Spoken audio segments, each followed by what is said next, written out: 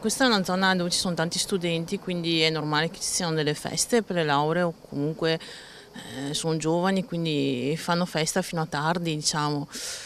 E, cioè, è normale, solo che l'unica cosa magari dare un limite. Preferisce non farsi inquadrare questa residente di via Savonarola.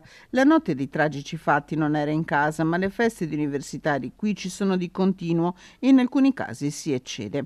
A volte è stato chiesto l'intervento delle forze dell'ordine, continua, ma i fatti si ripetono. Via Savonarola, una strada dal sapore medievale, comodissima alle facoltà e alla stazione, il luogo ideale dove vivere per chi studia a Padova.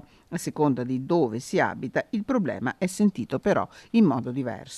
Per quanto mi riguarda non sentiamo troppo disturbo, sì, ovviamente senti un po' di vociare a volte la sera, ma non è niente di insopportabile, insomma. Poi tra l'altro c'è un collegio, una scuola qui vicino, però niente di fastidioso all'eccesso. Gli studenti per questa zona di Padova rappresentano però anche una ricchezza. Questa è una zona che senza studenti però sarebbe morta. Sì, sicuramente, gli studenti sono importantissimi. Sì, per tutto un discorso di commercio, economia, insomma, è molto importante. E alla fine su tutto dovrebbe, come sempre, prevalere il buonsenso. Sono ragazzi, signora, bisogna lasciarli divertire un po'. Io ho avuto 3 figli e le dico, adesso sono nonna di 7 nipoti e bisnonna per secondo anno pronipote, per cui i ragazzi, per carità, se sono maleducati no, questo no, però per il resto bisogna lasciarli stare.